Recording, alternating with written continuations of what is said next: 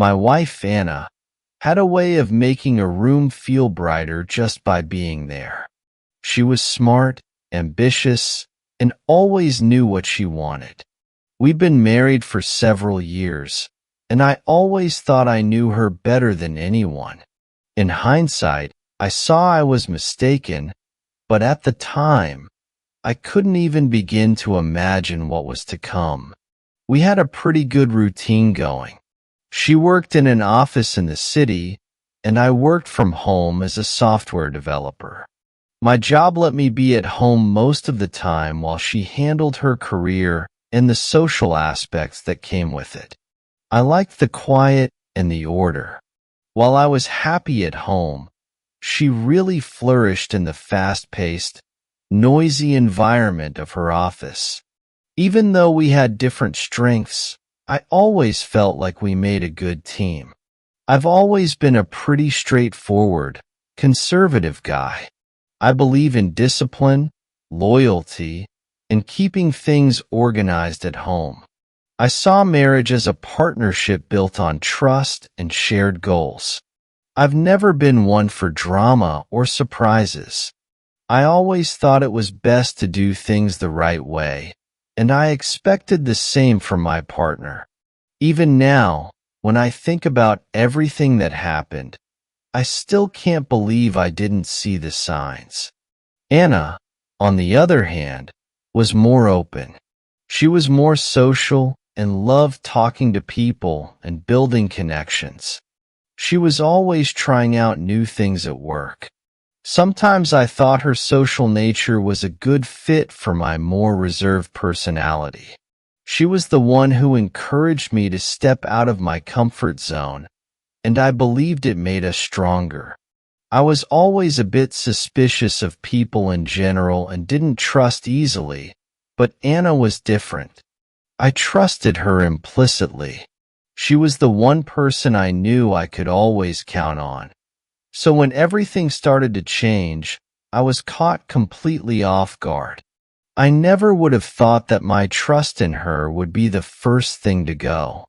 In hindsight, I realize I was quite naive.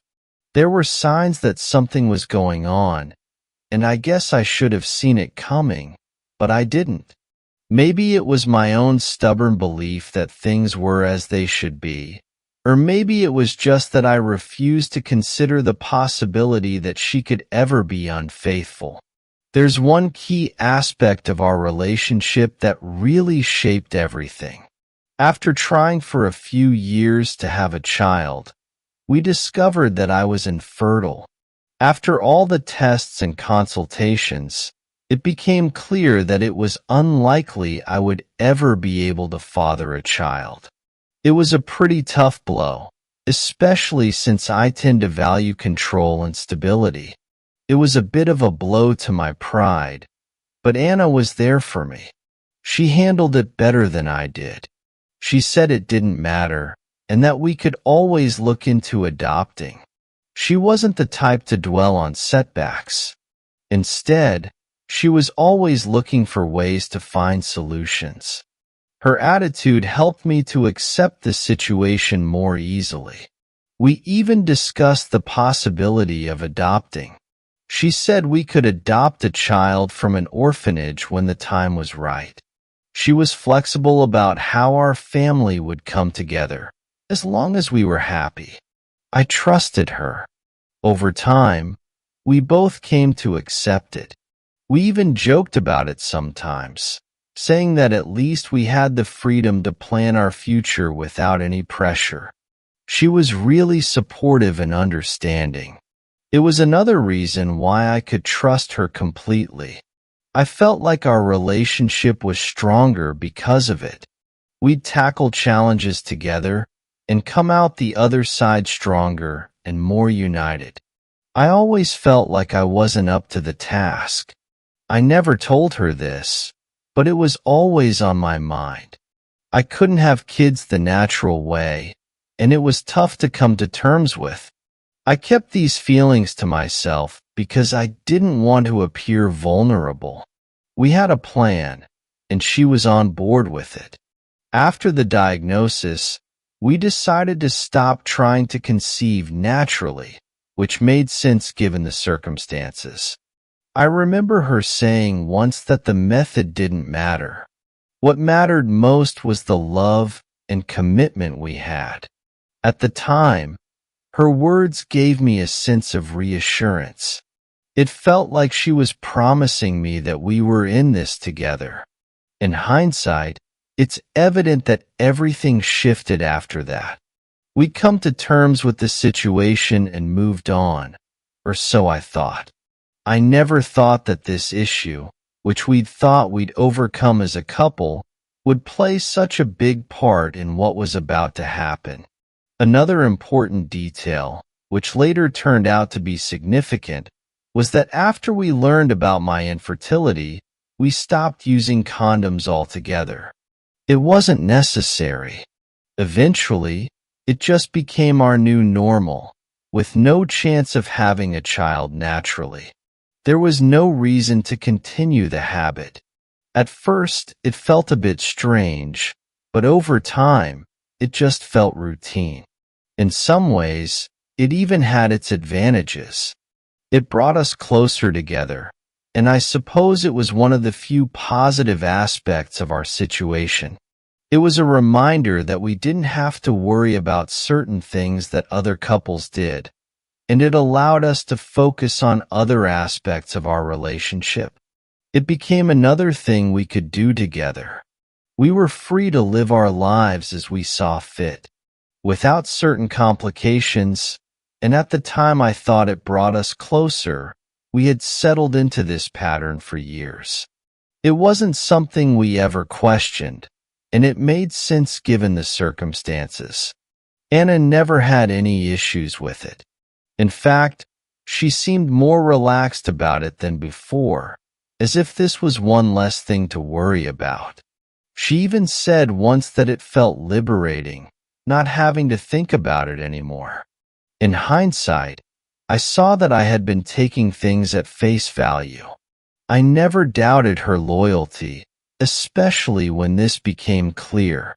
After all, I thought we'd accepted our reality together, and this was just another way we adapted. I was sure we were both on the same page. We talked it through and agreed that this was the best way forward for someone like me who values structure and consistency. This arrangement was ideal for me. It was one less thing to worry about and one less thing to think about in my life. I liked having everything set in stone and predictable. I figured she felt the same way. I trusted her completely and our routine. This was just another sign of that trust.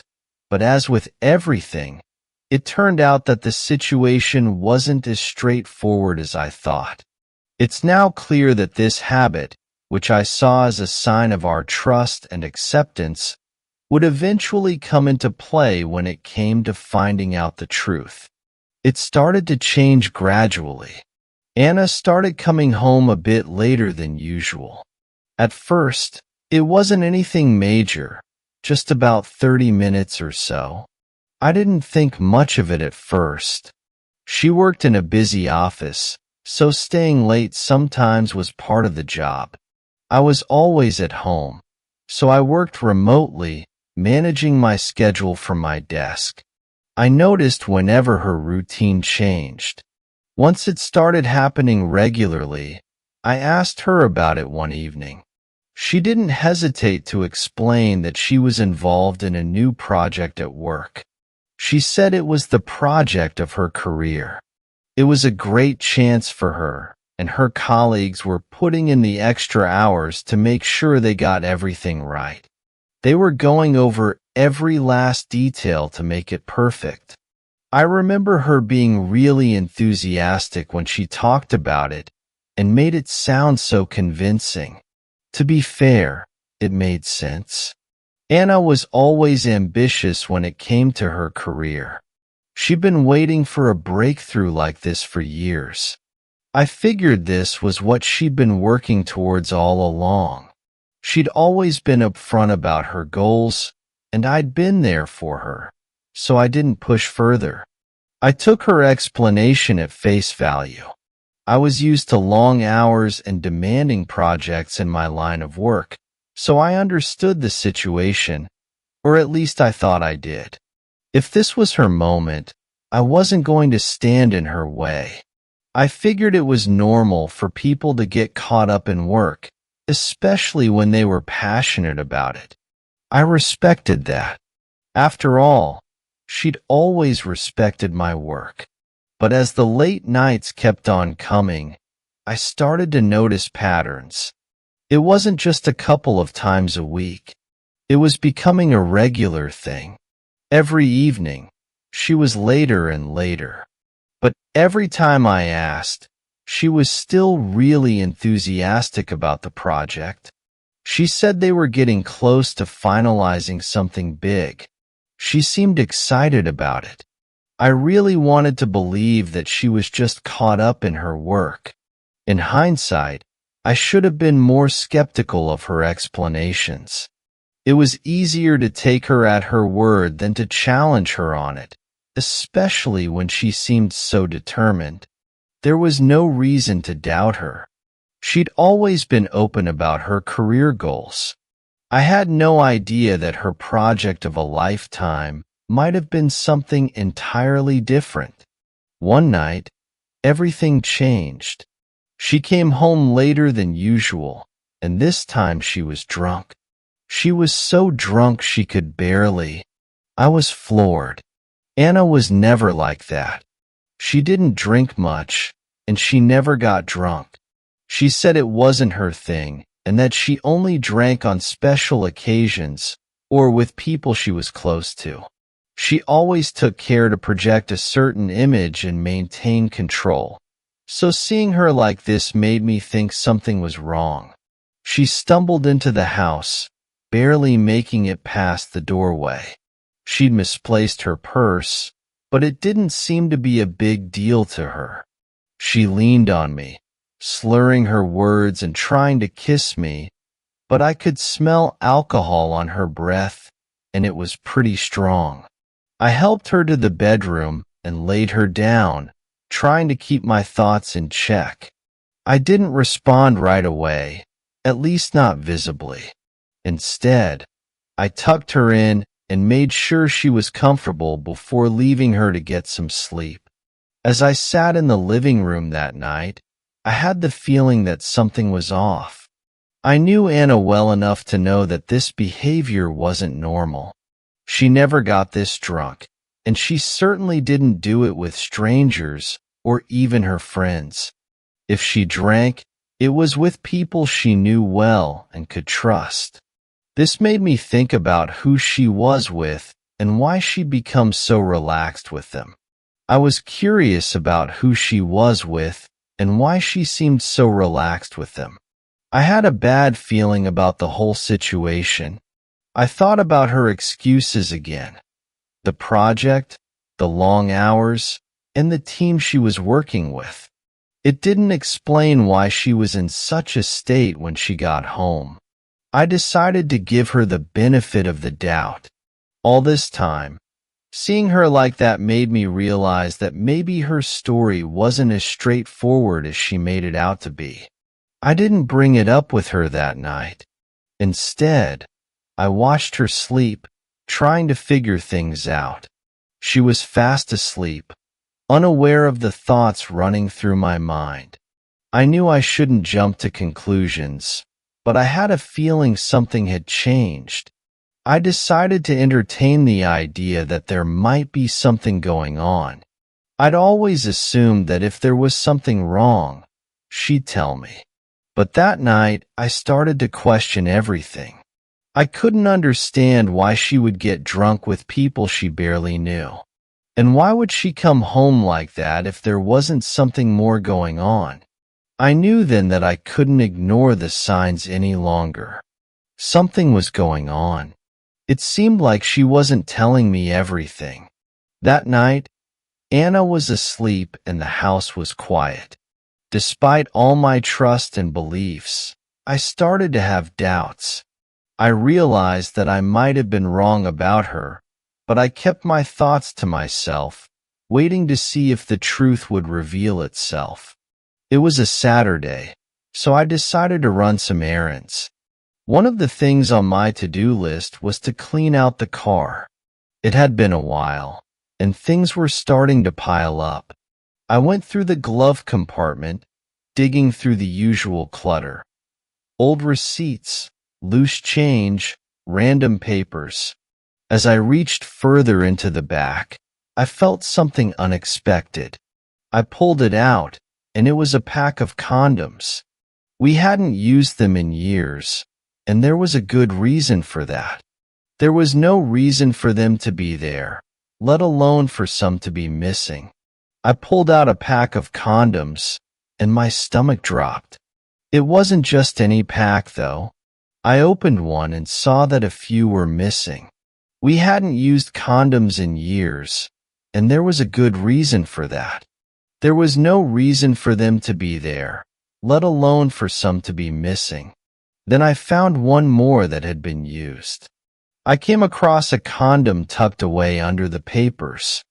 It was a real wake-up call.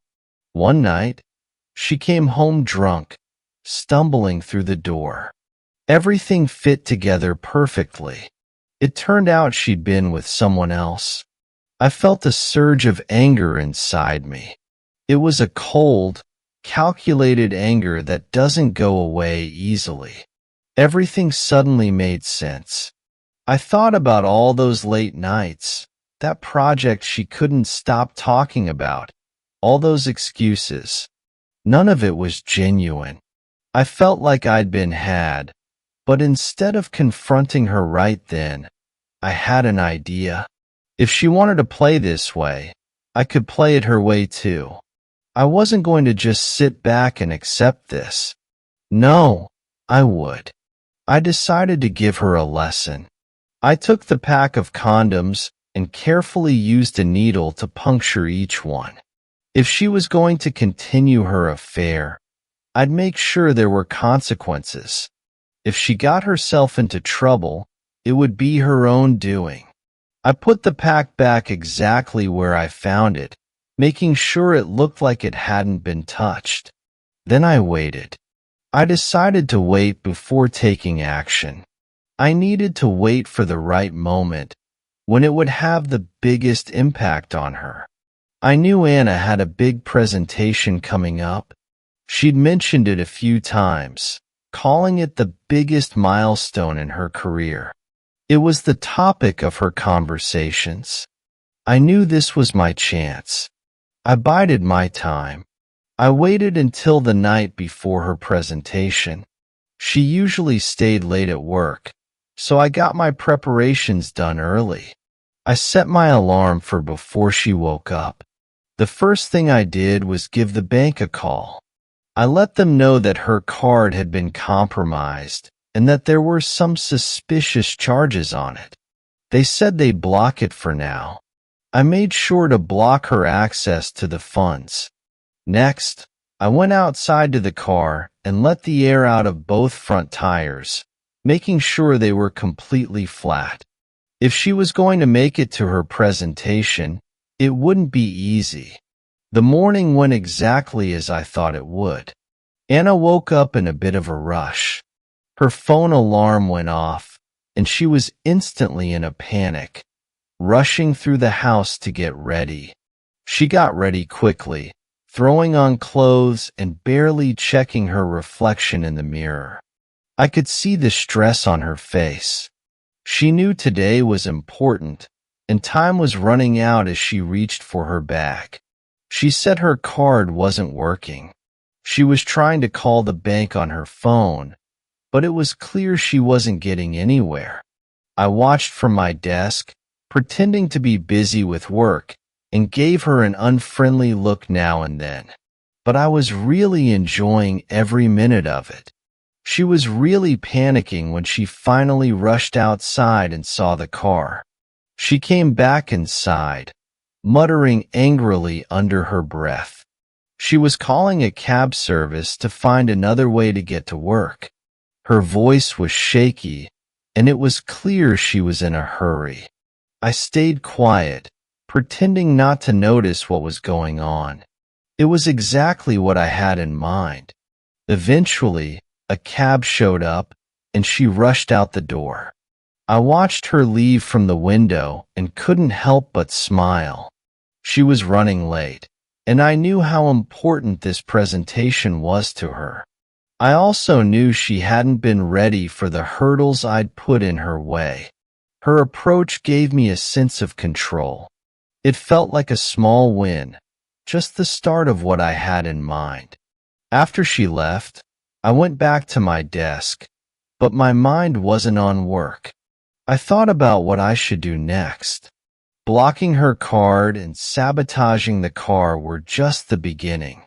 If she was seeing someone else and using those condoms I found, it was only a matter of time before the consequences of my actions played out. I knew this plan wouldn't show immediate results. I knew I had to be patient. I was looking at the big picture. I needed to see if she was going to keep up her current behavior. If she did, then, if there were any issues with the condoms, it would all come out. It was a test, a way to confirm what I thought might be going on. If she was really being unfaithful, I'd find out soon enough. I was sitting at my desk with my laptop open, feeling a cold satisfaction. I'd set the wheels in motion, and now I just had to wait. I reminded myself that the truth would eventually come out. I couldn't do anything about it now. The stage was set, and her next steps would be crucial in determining the outcome.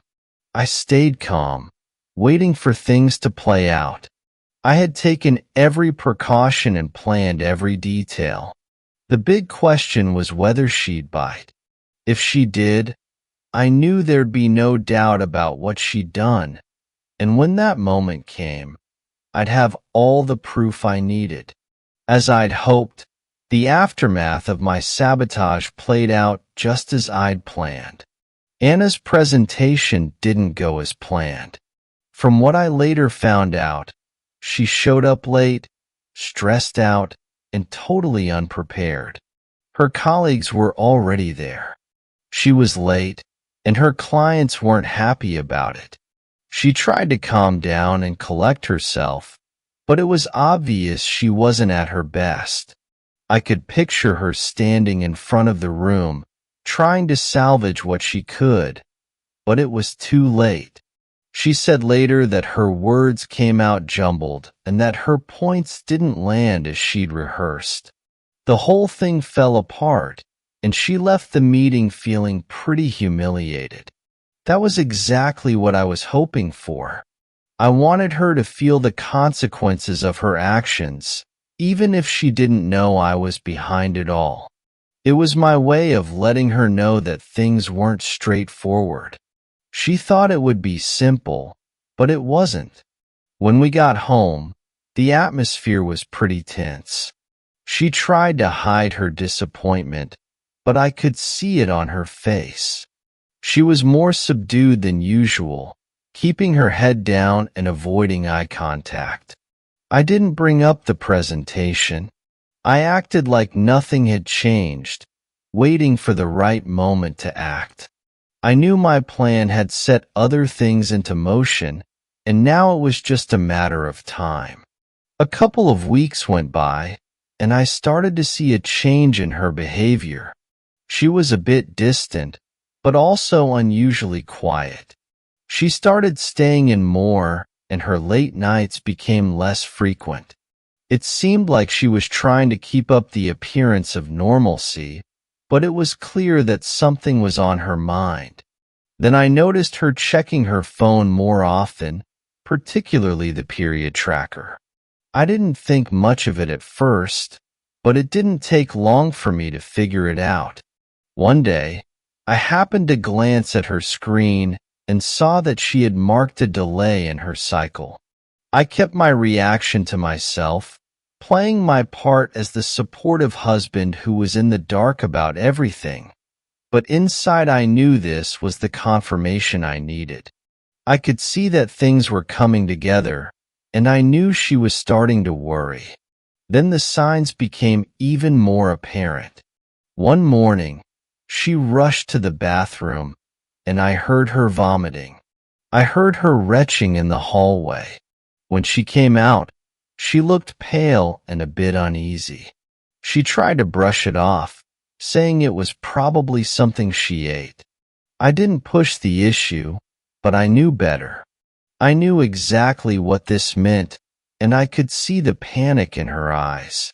I waited to see what would happen. I waited until the evening to have a chat with her. I knew she needed a bit of time to calm down. She was sitting on the couch, looking at her phone. She was probably checking the app again. That's when I figured it was time to have a chat. I sat down next to her. I made sure to keep my tone calm and collected. I asked her how she was doing. I just wanted to check in and see how she was doing. She was trying to act casual, but I could see the tension in her shoulders. I asked her, "How does it feel to carry a child that isn't ours?" I kept my voice calm and steady. I observed her facial expression. She went from looking shocked to looking disbelieving to looking panicked. For a moment, she seemed frozen, as if trying to process what I'd said. I could see her heart racing as she tried to find the right words. Her mind was racing, trying to come up with an excuse or justification. "I don't know what you're talking about," she said, her voice trembling a bit. "This isn't what you're thinking." She was really pushing the issue, but I wasn't buying it. I could see right through her desperation. I knew what I had seen and what it all meant. This wasn't just a misunderstanding. This was a betrayal of trust. "Anna, please stop lying to me. I know you've been seeing someone else. You think I haven't noticed your late nights and the way you've been acting? You've made a fool of me." I was starting to get angry, but I kept my cool. I wasn't going to let her turn this around on me. Her expression changed as she realized what was happening. She reached out and pleaded, "Please, just let me explain. It was an honest mistake. I didn't mean for it to happen, but I wasn't interested." As she started making excuses, I decided it was time to make her understand that her actions would have consequences. Without thinking, I stood up and headed toward our bedroom. I knew I had to make a point. I gathered her belongings, clothes, shoes, and everything else I could find, and started tossing them out. "You can't just come back from this," I said. My voice was calm and even. "You made your choices, and now you'll have to live with the consequences." She followed me, looking desperate, trying to grab her things. I wasn't going to accept that. "I don't think that's a good idea. Please don't," she pleaded, but I persisted, discarding her belongings one by one, watching as her world came crashing down around her. It was almost satisfying to see the panic in her eyes and to see her realize that her actions had led her to this moment. "I'm not going to let you play the victim," I said, my voice rising. "You're the one who betrayed our marriage. You chose to be with someone else." I kept tossing her stuff out of the house, not caring about the consequences or how it would affect her. She had made her choice, and now she had to live with it. At last, I stopped in the middle of the living room, out of breath. Anna was standing there, taken aback and defeated. I could see the anger and humiliation written all over her face, but there was something else to worry about. She saw that her life as she knew it was slipping away, and I wasn't going to let her get it back. This was the end of our relationship, and she needed to accept that. It was her decision, not mine. Anna sank to her knees, her eyes brimming with tears. This isn't fair. I'm pregnant, for goodness sake. You can't just fire me like this. It's inhumane. Her voice broke, and you could tell she was desperate. She was holding on to the edge of the couch, as if it were the only thing keeping her from falling apart. I could see the pain and fear in her eyes, but that didn't change what had happened. I crossed my arms, feeling a mix of anger and resolve. You think your pregnancy gives you a free pass? You think you can get away with that? I should overlook the fact that you've been unfaithful. You're mistaken if you believe that's how this process works. I took a step closer. I spoke in a calm, even tone. You made your choices, Anna. You've got to take some responsibility for this. She shook her head in disbelief, her features betraying her shock. I can't believe you're actually serious. You want to kick me out when I need you the most. We were meant to be working together as a team. The irony stung a bit. She'd chosen to betray the team, and now she was trying to manipulate the situation to her advantage. I took a deep breath and got my head back in the game. I think we should call it a team, because it looks like you've been playing for the other side. If you wanted to partner up, you should have come to me directly. I knew I'd made the right call, even though I felt the weight of my decision pressing down on me. Please, she continued, her voice now a desperate whisper. What will people think?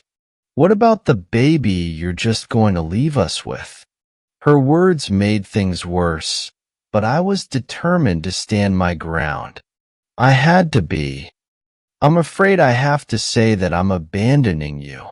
You chose to cheat on me, and that was your choice. Did you consider the consequences?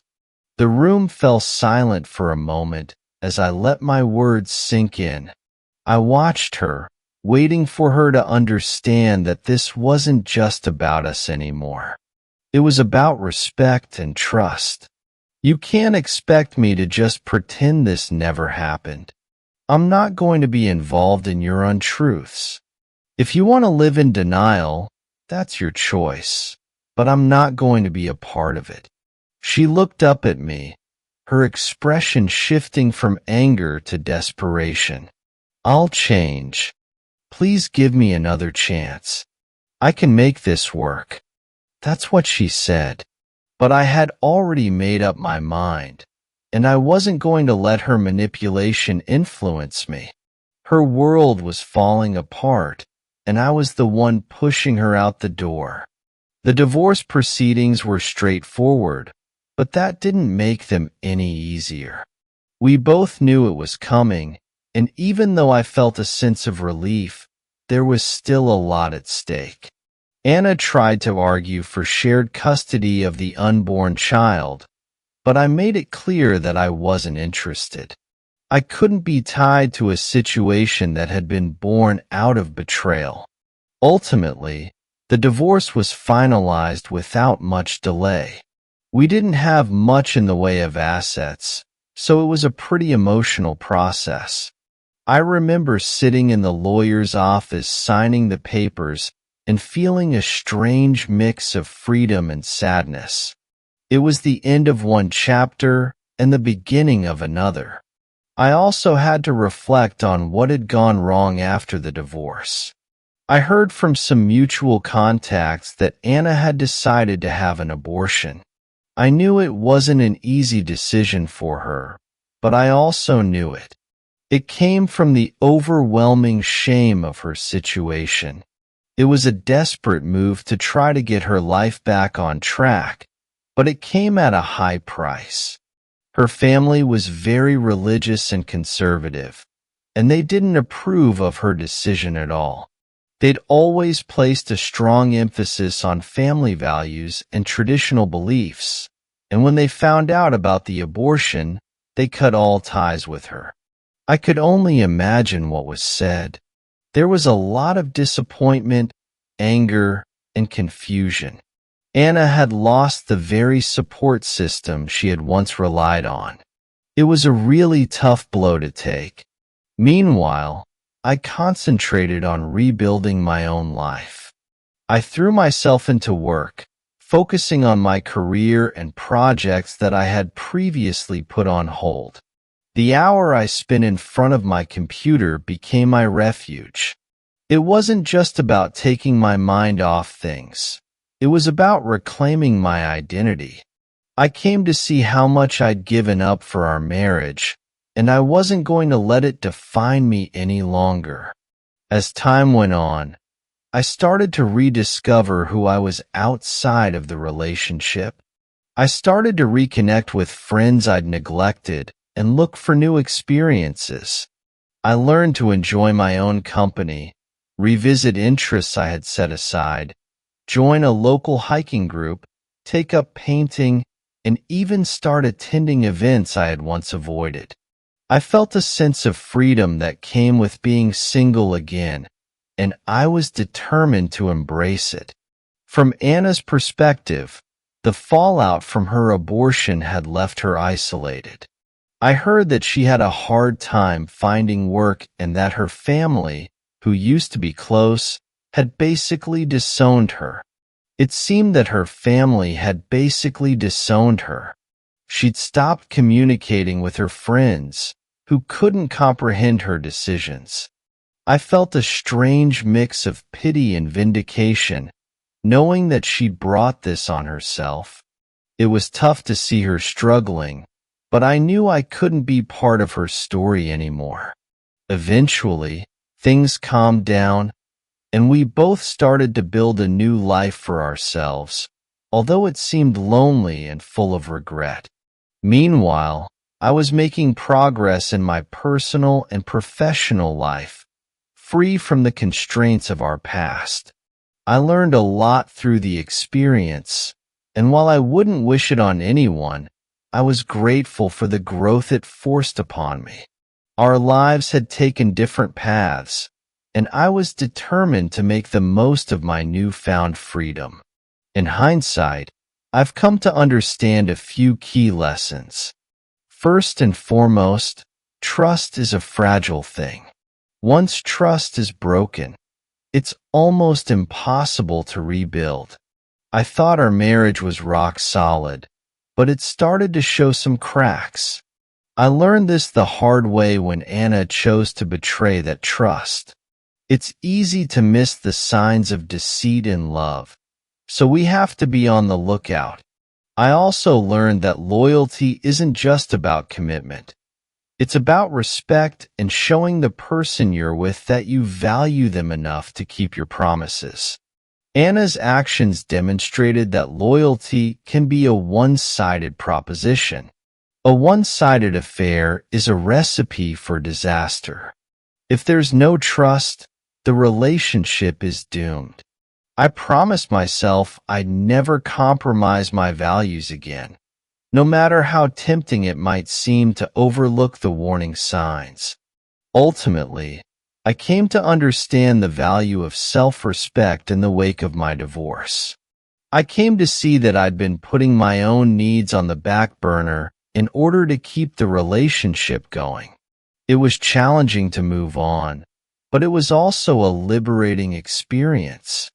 I learned to put my own well-being first. I had to rebuild my life on my own terms and find happiness outside of what someone else thinks. I now understand that life is about making our own choices and dealing with the choices of others. Anna made her choice, and I made mine. The aftermath was rough, but it also made me stronger, wiser, and more aware of what I want from life and relationships. I'm moving forward with my head held high, ready to embrace the future and know that I deserve honesty and respect.